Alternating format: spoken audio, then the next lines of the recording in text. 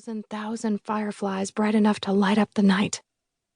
I could use a jar of my own right now. But there are no fireflies here, and no one left but me who remembers the story. No him, no her, just me. 2. Starless.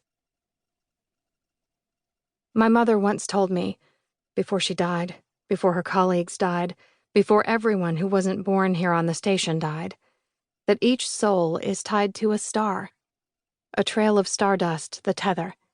As long as the sky is full of stars, and as long as there are people alive to see it, there is hope. She was the first to flicker, fade, blink to utter blackness.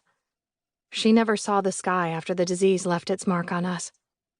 100 stars have gone out in the past 6 weeks, extinguished and smothered and choked and simply, whoosh, blown out by the CRW-0001 pathogen. 100 out of the 100 who were sent here 18 years ago. 100%.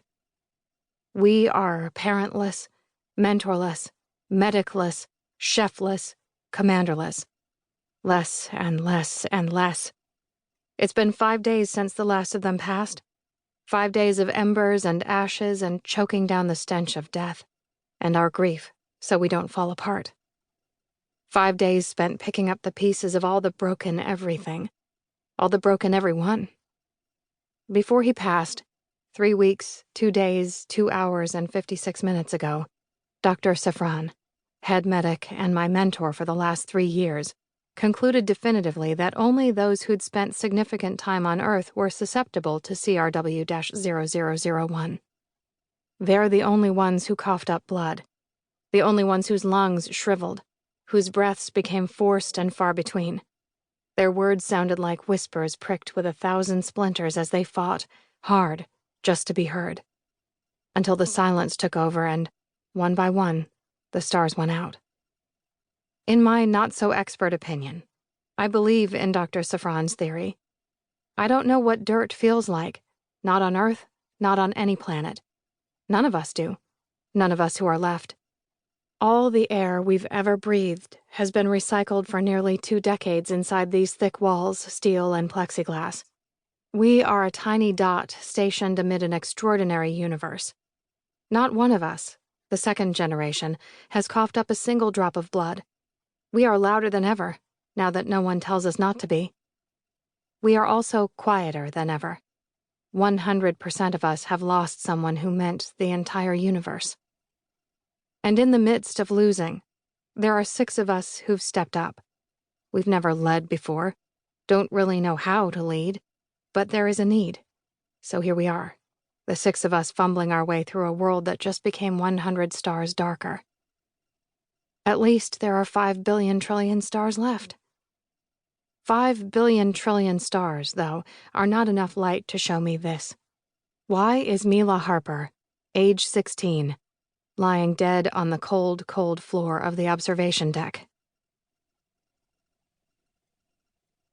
3. Blood bubbles. I know a lot of things about a lot of things. I know about supernovas, black holes. I know there are stars that radiate green light but appear white, true colors hidden until untangled by a prism. I know people are the same way. I've only ever known Mila Harper from a distance. She's the sort of girl who's had the same haircut all her life, shiny brown and sleek angles, the long parts in the front constantly falling down over her eyes. I've watched her tuck her hair behind her ears every day since she learned to read, more than a decade ago. She reads all the time, curled up in the corner of the Sky Lounge, 1 floor below this very starboard side observation deck, always with a steaming tumbler of tea. Correction, she read all the time. Now Mila's reader sits, dead, on the floor, a crack spiderwebbing across its face. It's dotted with blood bubbles. Of all the things I know, blood bubbles are only a recently developed area of my expertise. In the past 6, almost 7 weeks since I found my mother, I've seen blood bubbles on everything from butcher knives to medic ward gowns to control panels on the commander's deck. Every day, every death.